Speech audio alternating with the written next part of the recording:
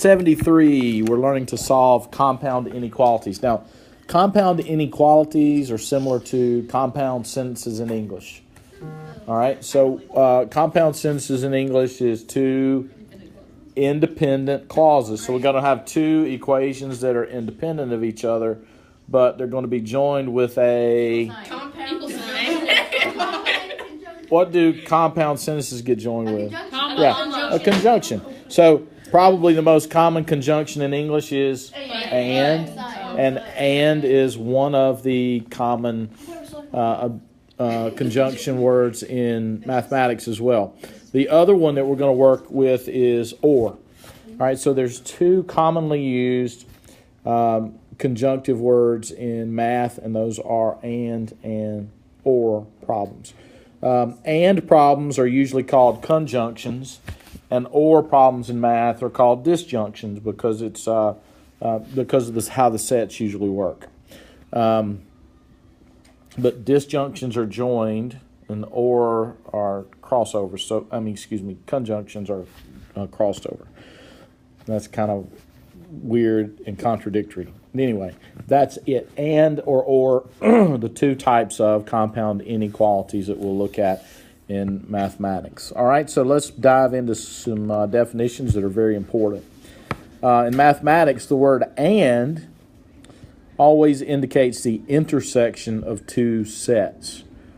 So and tells us that we're looking for crossover, or what two things have in common, two sets have in common. So this is extremely important. And is going to indicate intersection of two sets. So we're looking for crossover. And compound inequalities are going to be very, very closely tied into two graphs. Sorry, I lost my train of thought. The scream on the playground there kind of bothered me. We're looking for crossover, intersection between two sets.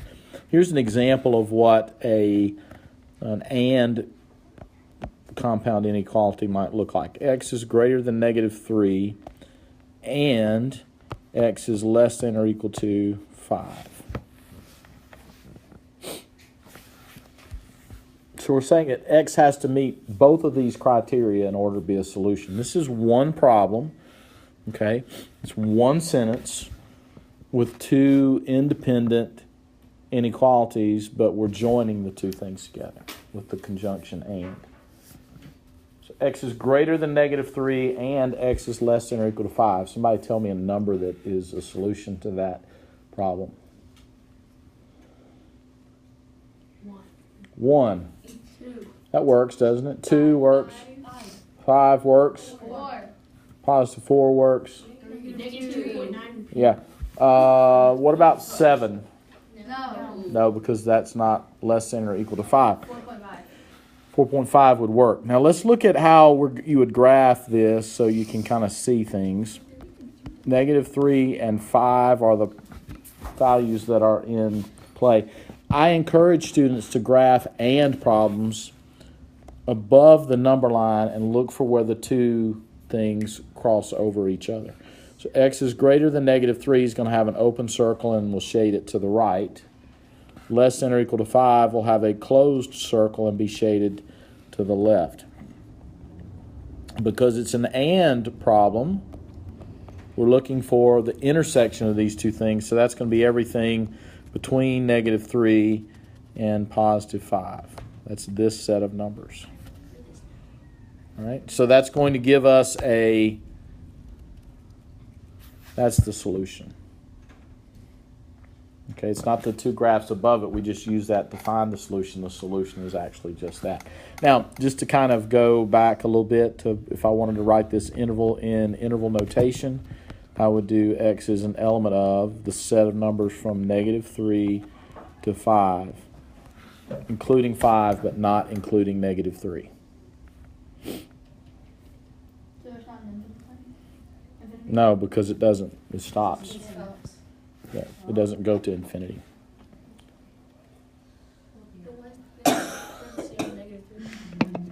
Because negative 3 is not included. It's strictly greater than. Okay. The bracket is the inclusion symbol. Parentheses is open circle. All right, so you're not testing on that, but that's what an and problem looks like. An or indicates the union of two sets. Graphically, we just join the two sets together. So if we have two inequalities with or in between them, you just take a number line and you smack them both together. Okay, ors are usually called, so this is usually called a conjunction, and ors can be called disjunction, because it doesn't matter if they're, together or not. Here's an example of an or problem. We could do x is greater than 2. I said 6, so we'll go with 6. I wrote 6. Or x is less than 2. Greater than 6 or less than 2, we would just join those two sets together. Less than 2 is over here. Greater than 6 is over here. And you can kind of see why it's called a disjunction, because they don't really necessarily cross over. Now they could. Or problems don't have to go in opposite directions. It just so happens that they do here. Now most applications of and or problems will. Okay, absolute value inequalities is the application we'll learn first on this, how to solve absolute value inequalities. But that's going to always be the traditional conjunction between two letters, or disjunction away from two different values. Okay, I said letters, but I meant values. All right, so disjunctions and conjunctions. Union of two sets, you just graph them together. All right, look at these first two examples here, one at a time, of course. Letter A, all real numbers that are greater than 1 and less than 4. Okay? Does everybody agree that that's what? That's what the inequality that's being described there. So you might be asked to write that as an inequality. You may be asked to graph the relationship. This is an and problem. So we want it to be greater than 1 and less than 4. All right, so greater than 1 is this, less than 4 is this. Looks like everything in between those two values is that. Right? Easy enough? Yeah. So and we're looking for intersection of two sets, the intersection and crossover. Do you have to write the word and, or can we draw an and symbol? No, I want the word and. Yeah. Write the word. That symbol doesn't really get used in math. The anspirand? I was like the dot. Yeah, it's called the anspirand. Really? That one. Yeah. I can do both. I know that's way too complicated for me to draw when I'm taking notes. You just do. Yeah, I think it's anspirand, or is it anspirand? It's one of those two. You do the upside down 4 or the What does it look like? The what? It's the fancy one. down 4. This one? It looks like a treble clef. This one? That is weird. Yeah. I do this one all the Wait, I time. have a question. What? On the or ones, would you write two of those things? It's like the weird looking C that looks like an E. What's that called? Yeah, for if you were doing interval notation, Yeah. the or would be two disjointed sets, right? That's why it's called a disjunction. It's two disjointed sets. So if we'll do one of those in a minute, and I'll show you what the interval notation would look like. But yeah, that's correct. All right, so the next one says that the winds of a hurricane range from 75 miles per hour to 200 miles per hour. So how would we express that as a compound inequality? Greater than or equal to 75. W is greater than or equal to 75, and Less than or equal to W is less than or equal to 200. And it says from, so that includes the values. From 75, that means 75 is included. To 200, that means 200 is included. If it said between, then we don't have the words included, okay? So it'd be open circles instead of equals. All right, so yeah, and then the inequality would be the intersection of those two things. All right, have a look at this. Read that out loud for us, Aspen. A A cellular phone contract includes a monthly usage fee of $10 plus an additional 10 cents per minute of talk time. Suppose that the monthly cell phone bill is between $30 and $40. Write a compound inequality that describes the situation. Solve the inequality to find the number of minutes that can be used to keep the monthly bill within the desired amounts. Okay, so we want to write a compound inequality that describes the situation and then solve it. So what would the compound inequality be? 10 plus 10x 0.10x is less than, no, it's, wait.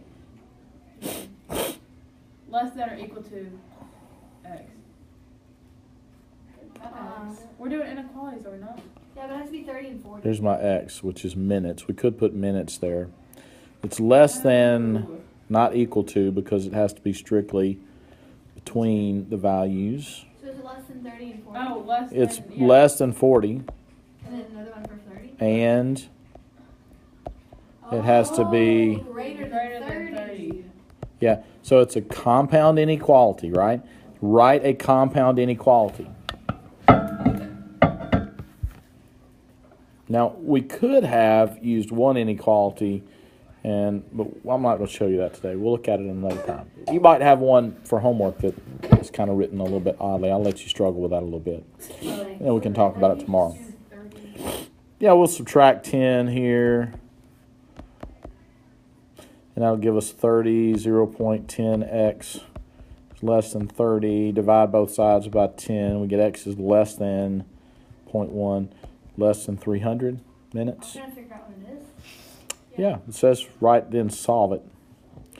Okay, so subtract 10 here, subtract 10 here, and we get 0.10x greater than 20. Divide by 0.10, we get x is greater than 200. All right, so x is less than 300 minutes and greater than 200 minutes. This word right here has to be in your answer. Is it in quotes? No, I'm just telling you the importance of it. It could be. Okay, all right. Switch to a couple of OR problem examples now. All real numbers greater than 9 or less than 3. So let's write an inequality, a compound inequality. That would be what?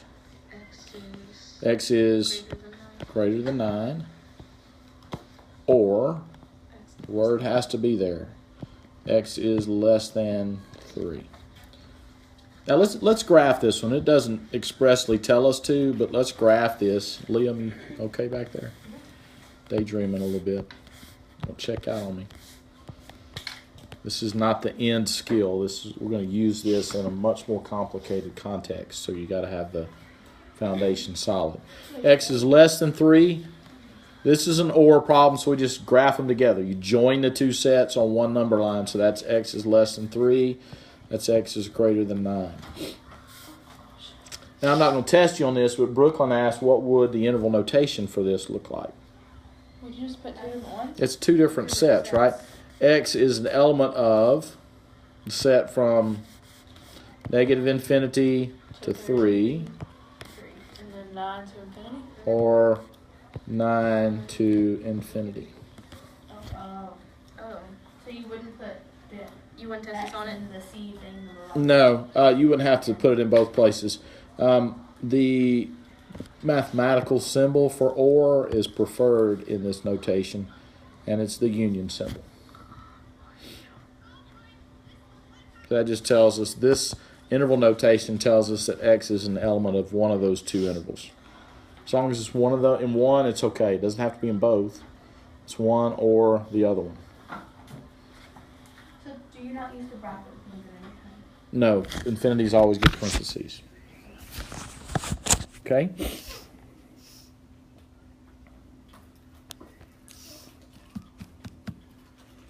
All right, all real numbers. Now this switched up on us here. All real numbers no more than 7 and no less than 11. So let's work on those. What would no more than 7b. Less than or equal. X is less than or equal to. And X is greater than or equal to 11.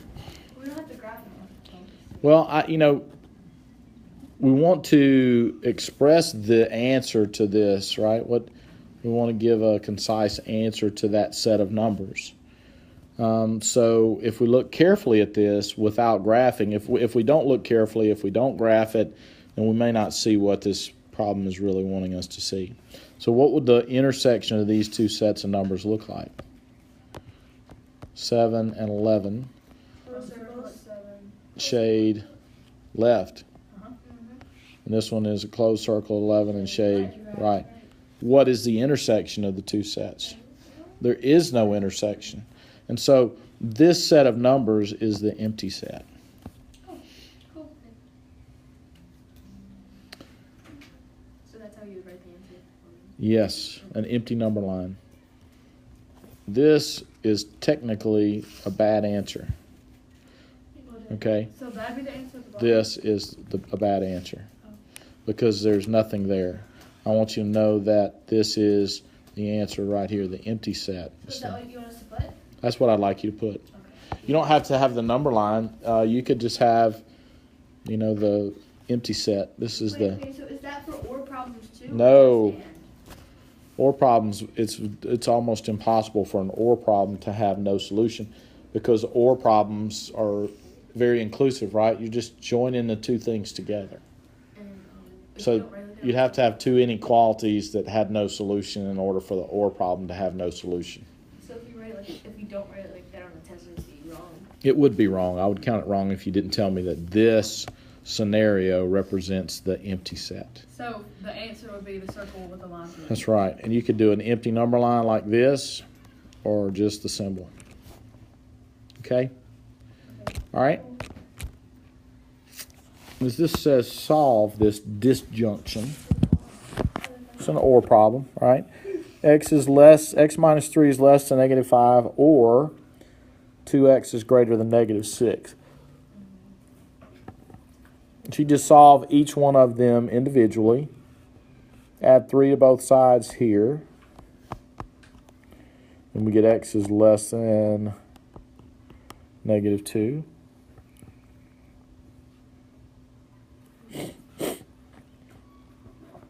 If we divide both sides by negative 2 here, we have to flip the symbol.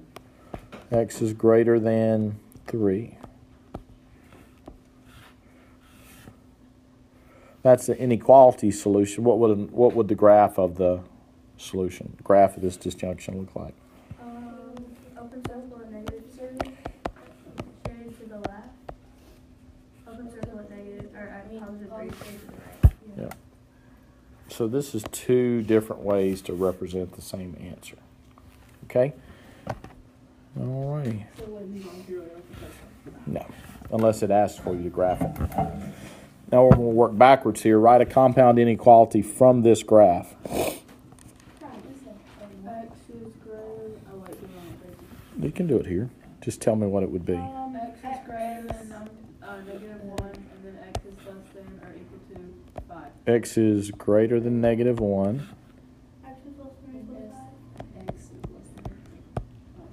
Is that correct? Yeah, sure. No. If you had two independent clauses in English without a conjunction in between them. Right. So we have to have a conjunction here. We have to have the and or the or. You have to have a word that defines the relationship between the two independent inequalities. Okay, so this would be x is greater than or 1, negative 1, and less than or equal to 5. Okay? What about this one? X is less than negative 2, or less than X is, X is less than or equal to negative 2, and then x. Or X is greater than 4. so we kind of have to know what a conjunction or an and problem looks like, and we have to know what the or problems look like, disjunctions. Okay? There's your homework for this lesson. Maybe I'll actually remember